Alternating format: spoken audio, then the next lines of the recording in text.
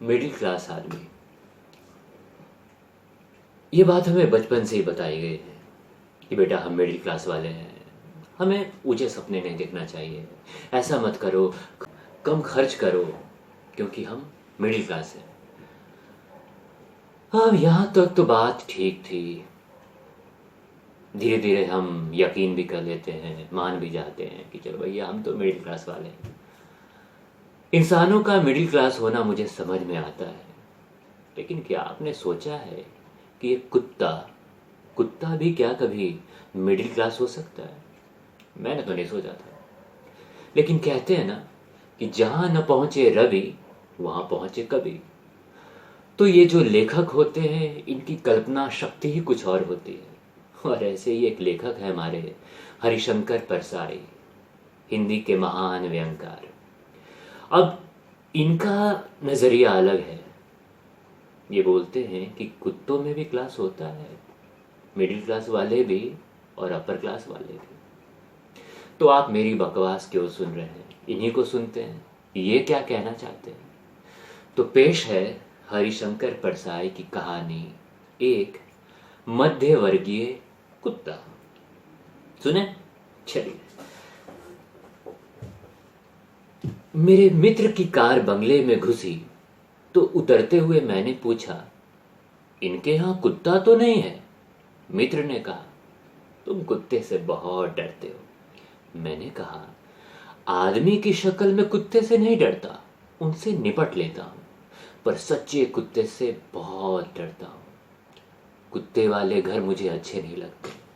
वहां जाओ तो मेजबान के पहले कुत्ता भौंक कर स्वागत करता है।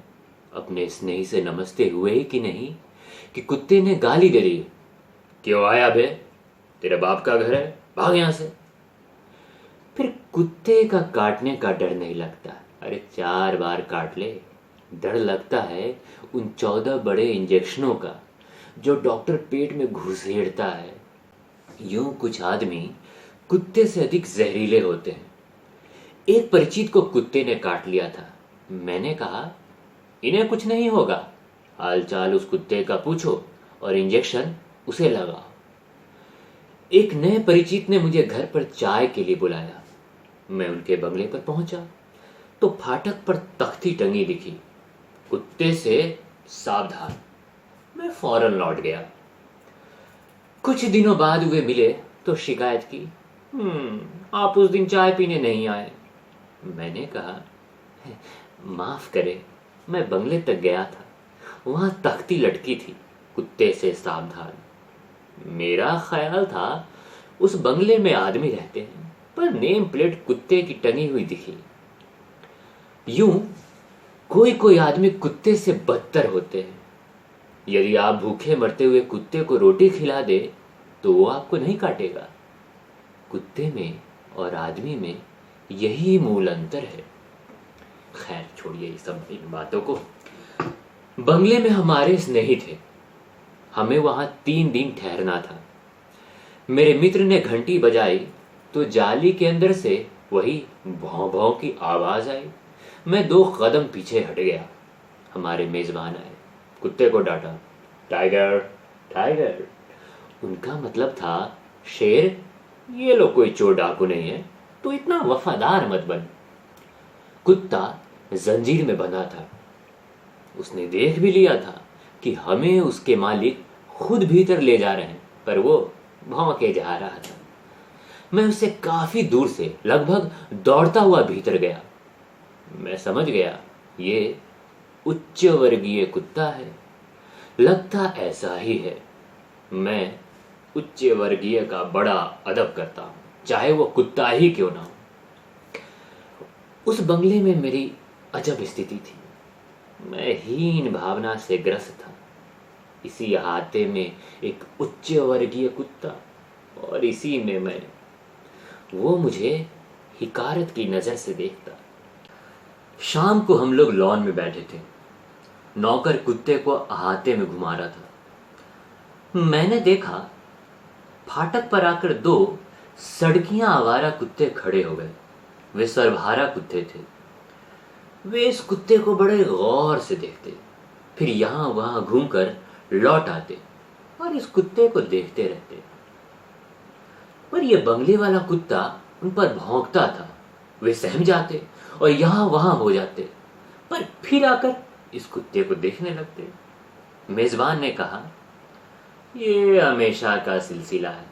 जब भी ये अपना कुत्ता बाहर आता है, वे दोनों कुत्ते इसे देखते रहते हैं। मैंने कहा, पर इसे उन पर भौंकना नहीं चाहिए। ये पट्टे और जंजीर वाला है, सुविधा भोगी है। वे कुत्ते भूखमरे और आवारा हैं। इसकी और उनकी क्या बराबरी है? फिर ये क्यों उनको चुनौती देता है? रात को हम बाहर ही सोए। जंजीर से बंधा कुत्ता भी पास ही अपने तख्त पर सो रहा था। अब हुआ ये कि आसपास जब भी वे कुत्ते भौंकते, ये कुत्ता भी भौंकता। आखिर ये उनके साथ क्यों भौंकता है? ये तो उन पर भौंकता है। जब वे मोहल्ले में भौंकते हैं तो ये भी उनकी आवाज में आवाज मिलाने लगता है, जैसे उन्हें आश्वासन देता हो कि मैं यहां हूं, तुम्हारे साथ हूं। मुझे इसके वर्ग पर शक होने लगा है। ये उच्च वर्गीय कुत्ता नहीं है।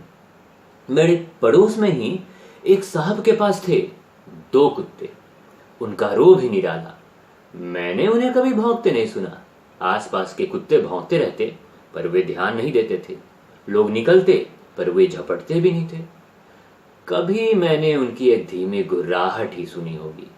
वे बैठे रहते या घूमते रहते। फाटक खुला होता तब भी वो बाहर नहीं निकलते थे। बड़े रोबीले, अहंकारी और आत्मतुष्ट। ये कुत्ता उन सर्वहारा कुत्तों पर भौंकता भी है और उनकी आवाज में आवाज भी मिलाता है। कहता है, मैं तुम में शामिल हूं। उच्च वर्गीय झूठा रोब भी और संकट के आभास पर सर्वहारा के साथ भी। ये चरित्र है इस कुत्ते का। ये मध्य वर्गीय चरित्र है। उच्च वर्गीय होने का ढोंग भी करता है और सर्वहारा के साथ मिलकर भौंकता भी है। तीसरे दिन रात को हम लोग लौटे तो देखा कुत्ता त्रस्त पड़ा है। हमारी आहट पर वो भौंका नहीं, थोड़ा सा मरी आवाज में गुर्राया। आसपास हुए आवारा कुत्ते भौंक रहे थे, पर ये उनके साथ भौंका नहीं। थोड़ा गुर्राया, फिर निठाल पड़ गया। मैंने मेजबान से कहा, आज तुम्हारा कुत्ता बहुत शांत है। मेजबान ने बताया, आज ये बुरी हालत में है। हुआ ये कि नौकर की गफलत के कारण ये फाटक से बाहर निकल गया। वे दोनों कुत्ते तो घात में थे ही। दोनों ने इसे घेर लिया, इसे रगेदा। दोनों इस पर चढ़ बैठे, अरे इसे काटा। हालत खराब हो गई।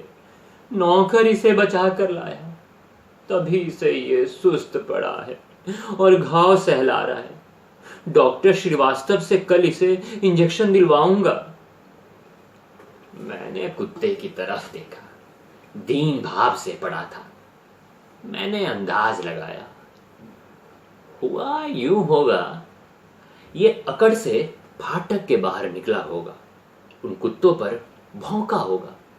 उन कुत्तों ने कहा होगा, अबे अपना वर्ग नहीं पहचानता हैं? बट ढोंग रचता है। ये पट्टा और जंजीर लगाया है, मुफ्त का खाता है, लॉन पर टहलता है, हमें ठसक दिखाता है। पर रात को जब किसी आसन्न संकट पर हम भौंकते हैं तो तू भी हमारे साथ हो जाता है, हैं? बे संकट में हमारे साथ है, मगर यूं हम पर भौंकेगा। अबे हम में से है तो निकल बाहर।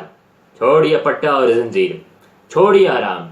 घूरे पर पड़ा अन्न खा या चुरा कर रोटी खा, धूल में लौट। ये फिर भौंका होगा।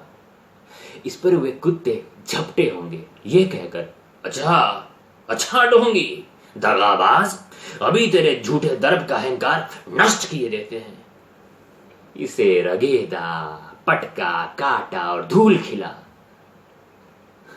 कुत्ता चुपचाप पड़ा अपने सही वर्ग के बारे में चिंतन कर रहा। तो ये थे हरिशंकर प्रसारी और उनकी कहानी एक मध्य वर्गीय यानी कि मिडिल क्लास कुत्ता। जय हिंद।